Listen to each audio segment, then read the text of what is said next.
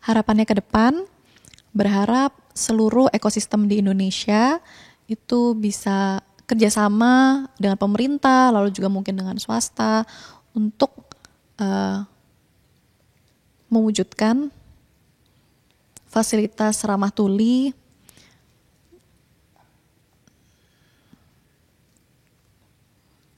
nggak cuma di Indonesia, tapi juga di internasional.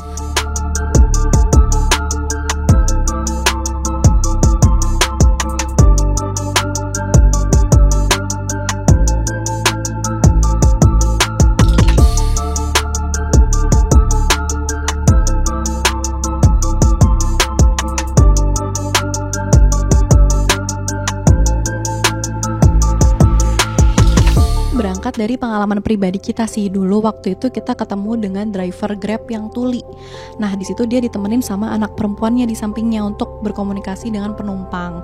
Nah di situ kita mulai ngerasain nih adanya gap komunikasi dan juga kenapa sih bapak ini selalu harus membawa anaknya gitu ya. Ternyata memang bapak ini cerita kalau misalkan dia sering mendapatkan low rating karena sering terjadi miskomunikasi, makanya selalu membawa anaknya yang non tuli ini untuk membantu berkomunikasi dengan penumpang. Nah akhirnya kita mulai untuk coba propose idea untuk gimana caranya membuat solusi untuk permasalahan ini. Kebetulan juga aku dan teman-teman emang kuliah di sekolah bisnis dan juga punya project untuk membuat suatu bisnis di bidang teknologi, dan akhirnya kita membuat teknologi Hirmini yang akhirnya berkembang sampai sekarang. Pada saat awal membuat teknologi ini kita bingung banget karena kita nggak ada yang bisa bahasa isyarat kan ya. Jadi akhirnya kita mulai tanya-tanya komunitas tuli ada nggak sih di Bandung gitu. Akhirnya kita kebetulan ketemu dengan Kak Ivan, salah satu perwakilan dari komunikasi Gerkatin Tuli Jawa Barat. Akhirnya kita membuat contoh dari produk kita atau prototipe aplikasi kita, dan akhirnya dibantu oleh Kak Ivan untuk membuat aplikasi penerjemah bahasa isyarat ini, yang waktu itu modelnya juga Kak Ivan juga nih untuk peraga penerjemah bahasa isyaratnya. Pengembangannya dari tahun 2019 awalnya untuk buat prototipe, tapi memang kita fokusnya di tahun 2021. Memang sebenarnya value utama kita dan juga fungsi utama produk kita kan adalah penerjemah otomatis isyarat ya awalnya itu. Nah habis itu kita awalnya nyoba pakai peraganya Kak Ivan gitu, yang dimana bentuknya manusia. Nah di situ kita waktu itu shoot berkali-kali, ternyata kayak kok ada perubahan ya kalau misalkan manusia peraganya kan entah nanti rambutnya berubah, matanya berubah, atau mungkin mukanya berubah gitu kan, akhirnya jadi kurang profesional. Kita ngubah jadi bentuknya animasi dan juga animasinya 3D ya, supaya teman-teman yang mungkin belum belajar bahasa isyarat, belum paham tentang bahasa isyarat tuh akhirnya aware, dan juga ini memudahkan juga untuk pengembangan database kita juga kalau misalkan bentuknya animasi gitu sih.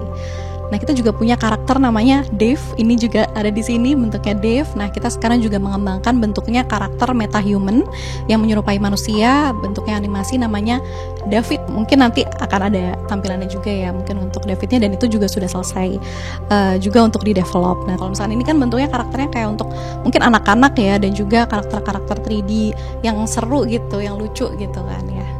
Ribuan sih sekarang, udah mencapai ribuan, dan kita masih develop terus. Kita memang ada target untuk per bulannya gitu. Update fitur di aplikasi sendiri, kalau dulu tuh kan kita penerjemah bahasa isyarat sama belajar bahasa isyarat.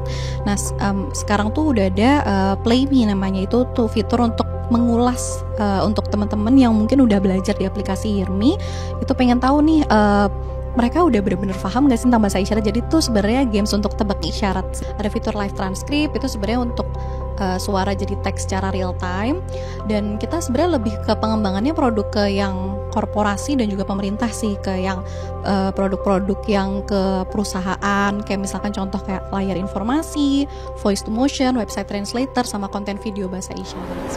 Perhatian, para penumpang pesawat udara Garuda Indonesia dengan nomor penerbangan GA 409 tujuan Jakarta dipersilakan naik ke pesawat udara melalui pintu nomor 1A.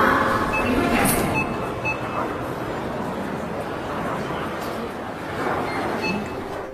Jadi yang berbeda apa? Di sini kita tuh punya produk yaitu layar informasi, layar pengumuman. Jadi contohnya kalau misalkan ada kayak misalkan kerja sama MRT gitu ya, kan ada layar yang misalkan ada petugasnya nih, misalkan ada template-templatenya nih, kata-kata apa aja yang ada di pengumuman tersebut. Nah itu petugasnya tinggal klik, terus habis itu nanti ada teman-teman tuli yang datang bisa mudah menangkap informasi tersebut melalui layar yang sudah kita bisa translate dari suara atau teks ke bahasa isyarat. Lalu yang kedua itu voice to motion. Nah, voice to motion itu contohnya misalkan nih pelayanan ada orang tuli sama non tuli.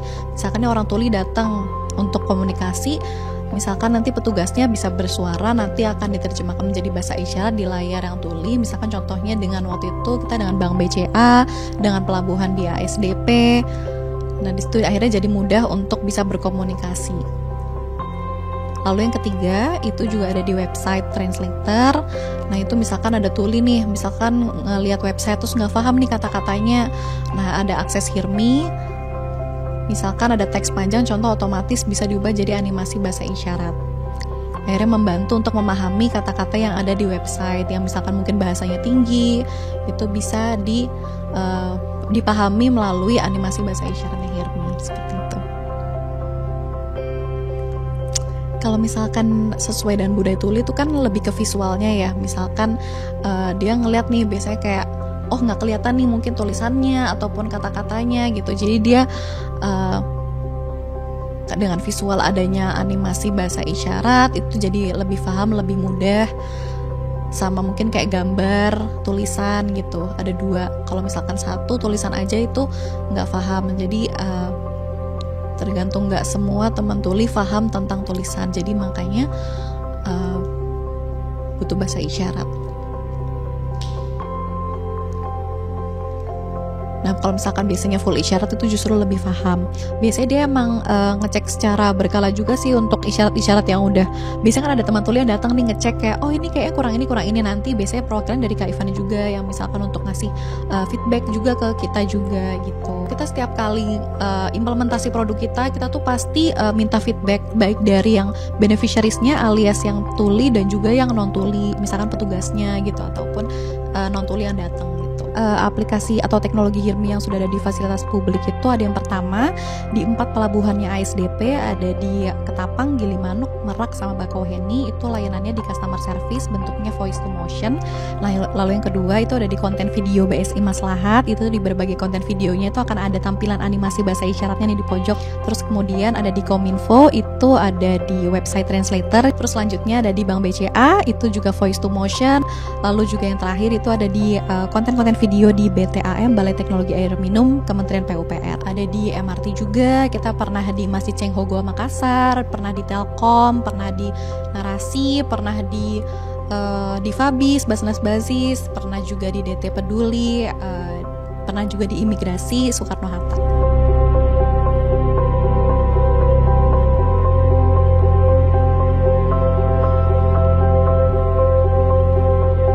Misalkan pendanaan secara langsung ya itu tuh mungkin belum ada ya, cuman waktu itu kita memang ikut salah satu lombanya Kementerian Koperasi UKM yang dimana kita dapat juga alhamdulillah memang menang, terus habis itu mendapatkan pendanaan. Terus kita juga sempat beberapa kali diundang ke acara-acaranya Kementerian Koperasi UKM, salah satunya Entrepreneur Financial Fiesta, waktu itu acara B20 di Bali. Nah di situ kita dihubungkan, jadi kita dibantunya mungkin dari segi networking juga sih ya. Waktu itu kita akhirnya mendapatkan first client kita, dan akhirnya kita juga diberi fasilitas kantor juga sih di sini oleh Kemenkop UKM juga.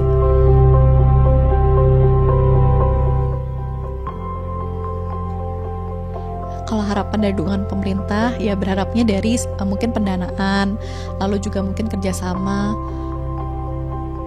kesadaran tentang dunia tuli, mungkin tentang di acara-acara kerjasama untuk menyediakan akses bahasa isyarat, mungkin di perusahaan-perusahaan itu ada akses bahasa isyarat ataupun